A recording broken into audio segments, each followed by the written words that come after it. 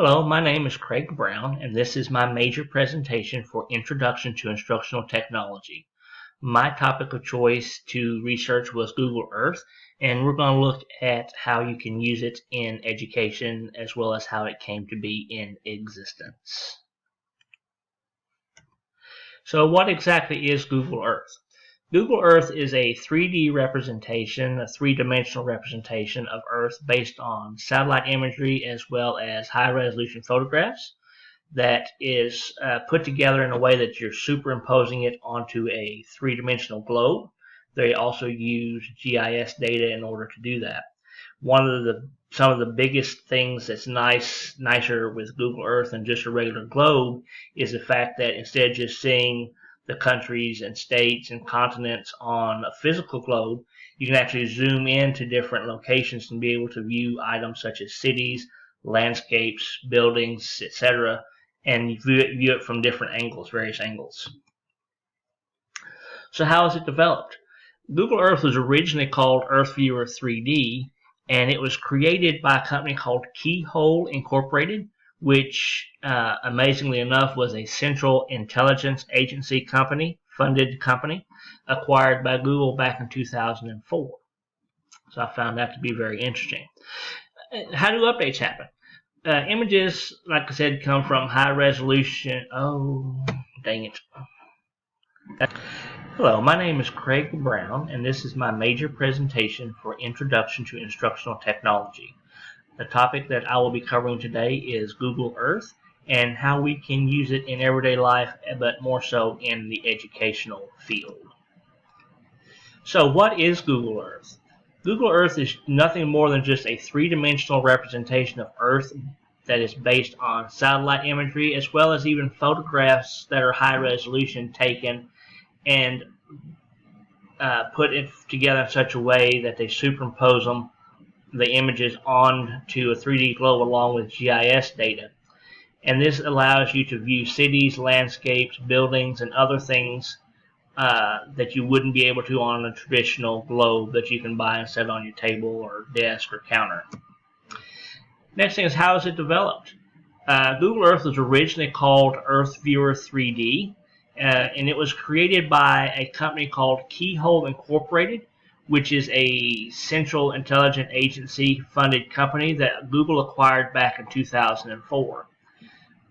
Found that very interesting. Next, how do updates happen? The images come from a couple of different places. First of all, they come from high-resolution satellites that are located only a few hundred kilometers above the Earth. And these satellites orbit every 90 minutes, but only cover 1% of the Earth on each pass. And most of these passes consist of just water. So you can see just how vast and how long of an orbit that it takes if they only cover 1% and most of it's water. The images that from the satellites as well as high-resolution cameras have to be compared to the current images to determine if it's which one's better. If there's some distortion in what they have from the new images, then they'll continue to use whatever is currently out there. This information then has to be processed into a format to put into the Google Earth databases so that it has longitude, latitude, and different formats for you to be able to view it on the 3D image of Earth. And believe it or not, even with all of the computer technology that we have in the world today, it's still a very lengthy process and time-consuming.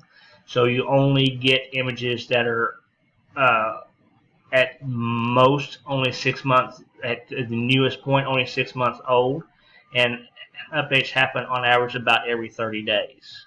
So as you can see, it's a very time-consuming process. Accessibility. There's a couple of major ways to access Google Earth. The most popular one is the Google Earth app that you can get on mobile devices such as your phones and tablets, also as well as your desktops and laptops. It gives you the most comprehensive use of Google Earth. You can access it via the internet, via a web browser. Right now you can only use Chrome to do that, but they are working on getting platforms created for Internet Explorer as well as Mozilla Firefox. So it is in the works, just taking a while to get there. Ease of use.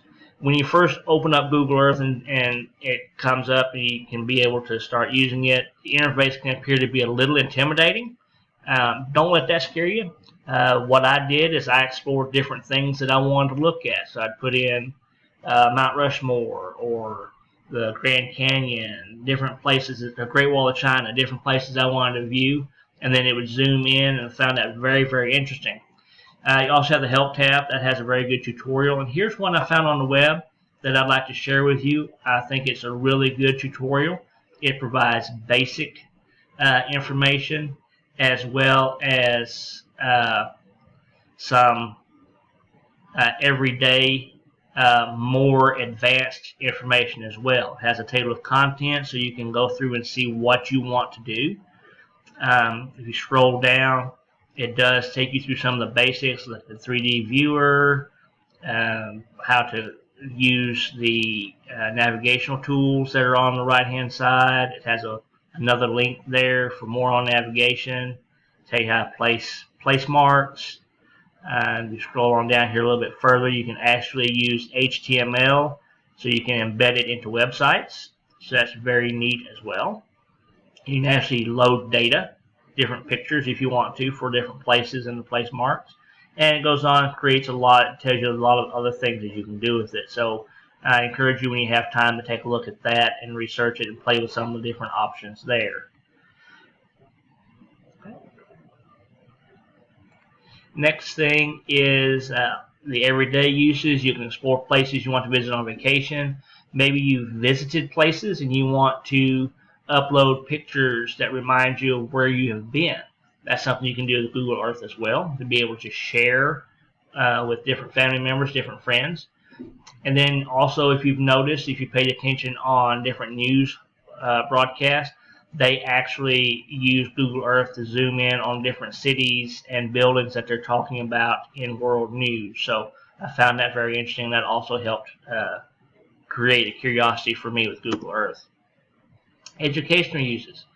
You can explore cities and their buildings, such as Rome and the Colosseum, Leaning Tower of Pisa, the Great Pyramids, Grand Canyon, and geography. There's numerous things that you can use with you use Google Earth for. Another neat thing is you can here's an example lesson plan that you can use to introduce Google Earth. I'm going to load this right quick and show you this. This is a very neat resource that I have found that I like. It's a real basic introduction to Google Earth for middle and high school, learning objectives, time requirements, and once you get into the actual lesson plan itself, it takes you step by step on how to get everything loaded and what to look for and how to put it in. So I found this very, very easy to use. It's a very good introductory item.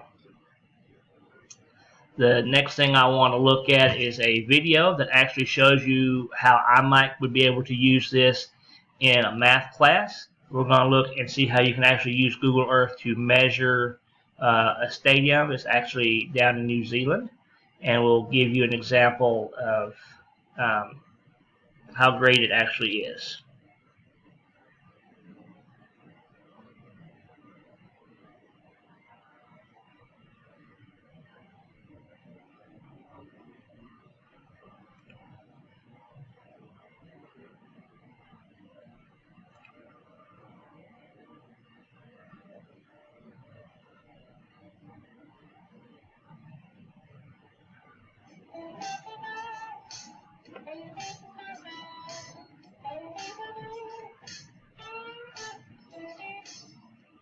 Hi there. Today I want to show you how to use Google Earth to learn about measurement. First, you need Google Earth, and you need the app version of Google Earth. Unfortunately, Google Earth in the browser does not have measurement tool, so you need to make sure you download the app. So I'm going to double click in my application so I'm double click on Google Earth. So you come over to the left to the search window and click it into your destination. So I live in Dunedin, and we have one of the best roof stadiums in the world. So I'm going to type in here, Dunedin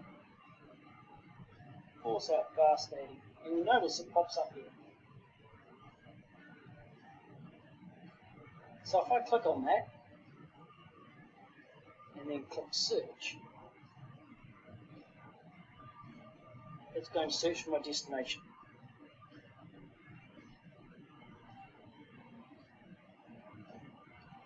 So here I am at my roof stadium. Pretty cool, huh? So I'm going to zoom up a little bit more. So you can either use your mouse to zoom up, you click to move side to side, or I can use my little tool over here.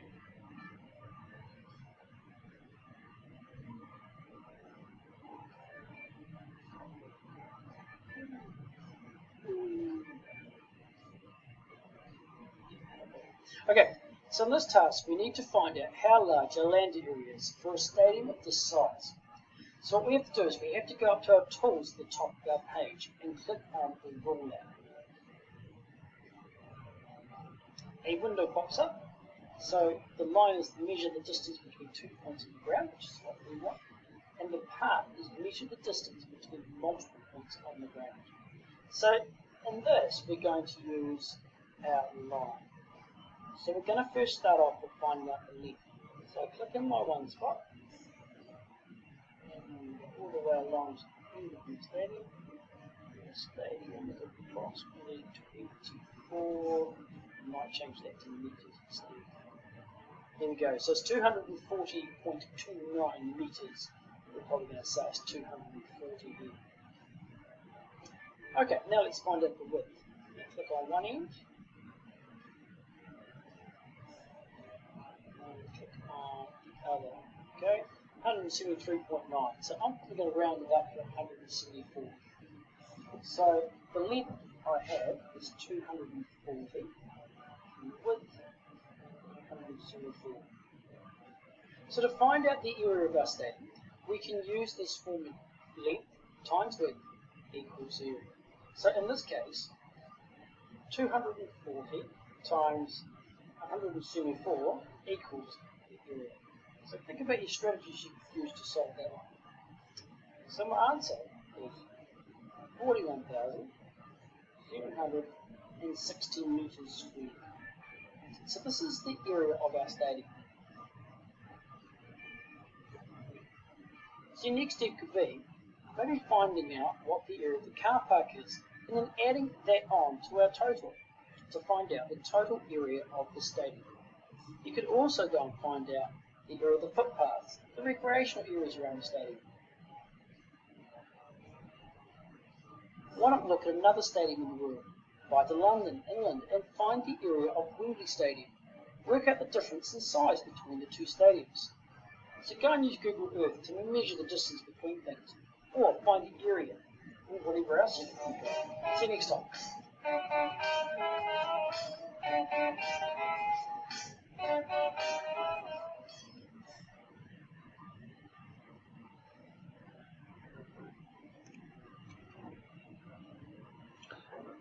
Okay, that gave us a very good indication of how we can use this for using area in a math classroom.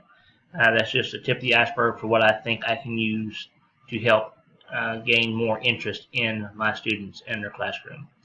Thank you very much, and here is my paper and bibliography.